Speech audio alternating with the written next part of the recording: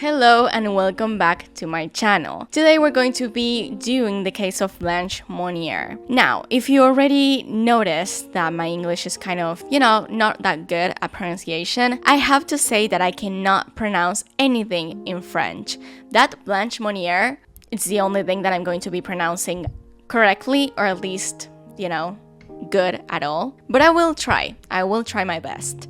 If I haven't said this already, it is a French case. Now, it is not a Latin American case, as I promised this channel will be about, but I wanted to do it anyway, because it's just insane. To me, it will never make sense what this family did, okay? Also, yeah, I do know every channel out there has this case, but I wanted to do it anyway, okay? Well, let's begin then. This person right here was Blanche Monnier. She was 25 years old when the story occurs. She lived in the French city of Poitiers with her family. Blanche was a very attractive woman and belonged to the French aristocracy of the late 19th century. Her father had been dean of the Poitiers Faculty of Letters, and her brother, in addition to participating in various societies and charitable works, had served as deputy prefect of Puget Teniers. That last part, I have no idea if I pronounce any of that any bit right. In 1876, Blanche met who she considered to be the love of her life. He was a lawyer older than her, but he was also poor. Anyway, Blanche wanted to marry him. The problem was that her mother did not approve of him. A man that Louise described as a person without a penny was not suitable for a young woman of the aristocracy.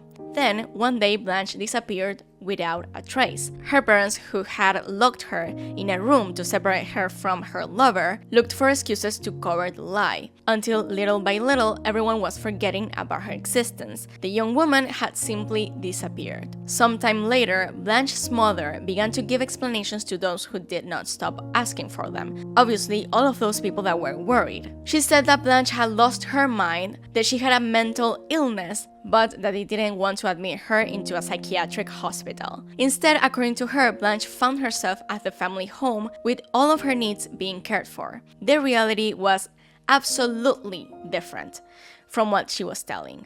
A voice could be heard through one of the windows of the house. A neighbor of the family began to try to pay attention to what the voice was saying. She said that they had locked her up for no reason. So, finding the situation very strange, she went to the door and asked Louise whose voice it was. She told this person that the voice was his daughter's and that her mental state had declined so much that she was imagining things, like that she was a prisoner. Before long, the window was completely closed, so that no one could hear Blanche complain again.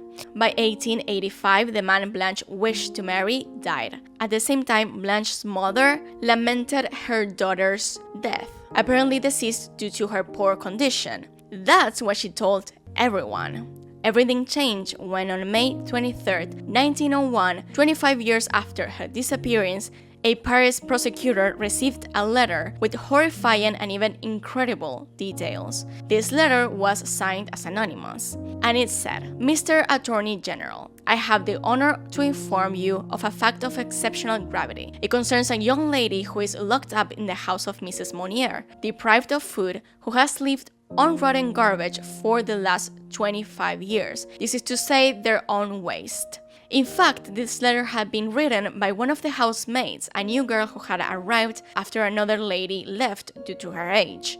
This new girl saw what was happening with Blanche, the room where she was, and decided to notify the authorities. The Monnier family had an excellent reputation. Louise Monnier, Blanche's mother, was already a widow. She was 75 years old, and thanks to her work in the city, she had received an award from the Good Deeds Committee. Next to her mother's house lived her brother, Marcel, also considered an active and valuable member of society. Skeptical about the complaint, the Parisian prosecutor decided to send the central commissioner, a man named Boucheton, to investigate the matter. That same day, at 5 in the afternoon, Boucheton, along with other investigators, went to the Monnier house at 21 Visitation Street in Poitiers. While at first there wasn't anything strange, Louise raised numerous objections when investigators wanted to enter a room located on the second floor. However, by the insistence, they succeeded in entering this room. As soon as it was opened, he began to smell a stench that was so foul that Boucheton had to step back, while the scent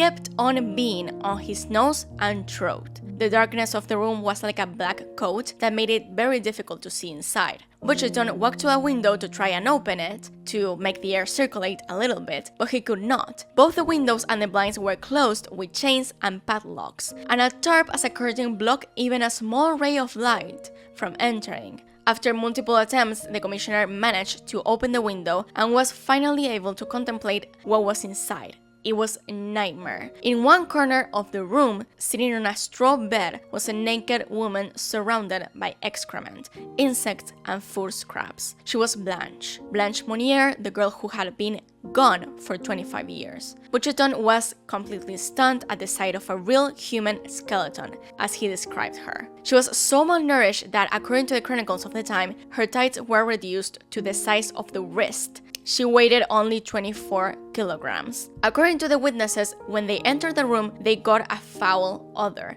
The sheets were welded to the mattress, and she had a lot of dirt. She was a shapeless mass. She was abducted in this place. She curled up and refused to show her face. Blanche couldn't communicate. The 25 years she was locked up without seeing the sunlight, eating leftover food, and without engaging in dialogue with almost anyone had left strong consequences on her psyche. The policeman tried to talk to her, but she only answered with shouts, while they tried to put her clothes on to take her to a mental health hospice. She was terrified at the sight of so many people in her room. During her ordeal, she had only seen her family and some of her servants, who, by the way, did not say anything. Blanche's hair had not been cut during her entire confinement, and due to her filth, it was matted. Her nails hadn't been clipped either, and her hands looked like claws. The witnesses detailed that the woman lived in a hell full of leftover oysters, poultry bones, and meat. Her body was covered in a crust made of dirt, and there were bugs everywhere.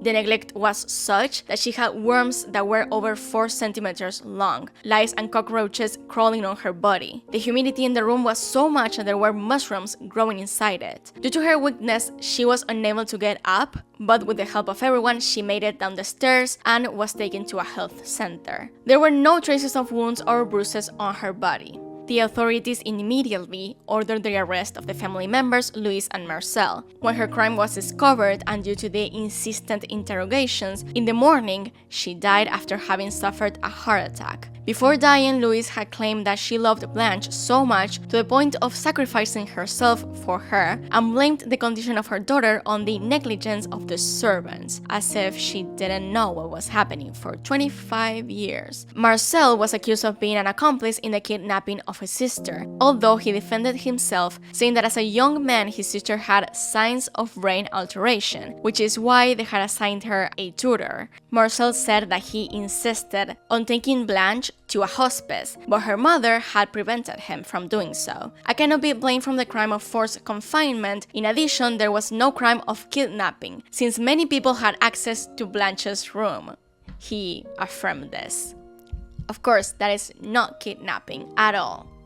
Not at all. However, it is believed that Blanche had wanted to escape from it, because one of the panels on her door bore traces of having been recently repaired. In turn, on the walls of the room, you could read various inscriptions such as "Freedom, freedom. There is a favorite in the house and it is not me. It is very unfortunate to be forced to live and die in a dungeon." So she clearly wanted to escape. She didn't want to be there. They also found hearts pierced with arrows and crosses, emblems of suffering, drawn in pencil and ink on the wall. Will I ever see freedom? Will I still be in a dungeon? Were some of the questions Blanche asked herself before losing her sanity completely. On May 26, just 3 days after her release, Le Petit Parisien published on the cover of this newspaper a note designated Blanche as the recluse of Poitiers. French society went crazy with this news.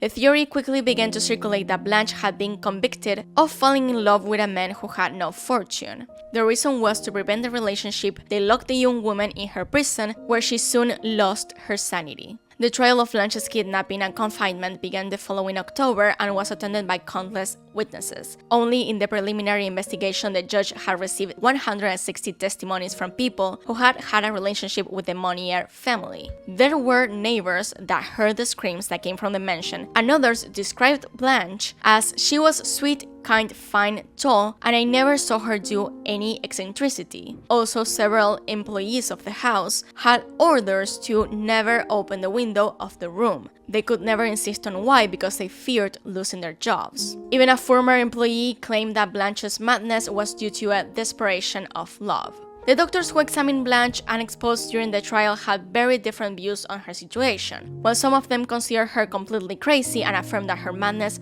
went back to her first years of puberty, others, on the other hand, assured that she was completely sane. According to the judicial process, Marcel's defense attorney represented him as a naive and complete idiot, perhaps as an attempt to remove the blame. In turn, the lawyer alleged that Blanche was not a victim of violence or mistreat, that there was not even confinement in the legal sense of the word. It was about whether closing a door behind someone who does not intend to leave establishes the constitutive act of crime called violence or assault, he said, basically stating that just closing the door was not enough to make someone captive.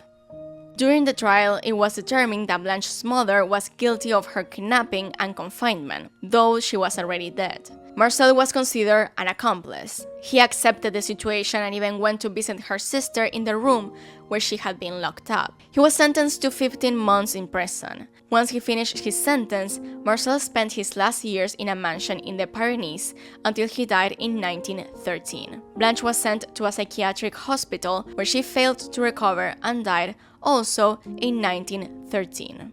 So this is a very, very sad story, actually. I like to retell it only because it's so bizarre that someone would just do that to their child. And also that, you know, your sister is there locked up and you go, okay, whatever, I just visit her, I guess. Not even clean her, you know, because he could have taken care, a little bit of care, but he didn't. She was covered in her own waste, covered in cockroaches, and also had a lot of worms over her body. It is not a good state, to say the least. It is not a good way to treat a human. Not even, I have seen cases of people locking up women on their basement, but I have never seen something like this.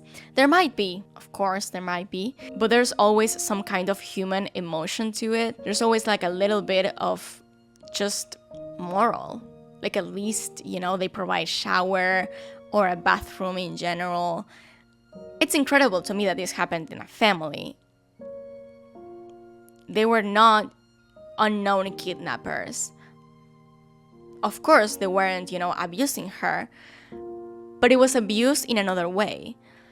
It's a lack of human decency that I've never seen even in the worst kidnapping cases, which is awful to say. I hope this is not happening anywhere in the world, but to be completely honest, there's so many people out there that it could be. So if you hear screams or if you see a window completely shut and hear a voice coming from it, maybe call the police and insist a little bit more than these people did. Of course, there were different times, but you know, just pay attention, I guess. So well, this is the end of the story. Tell me whatever you thought about it in the comments. And yeah, that's the end of the video. Subscribe if you would like to do something like that, you know, like subscribing. If you would like to see other videos like this, subscribe. Well, that's everything for today. I'll see you in another video and goodbye.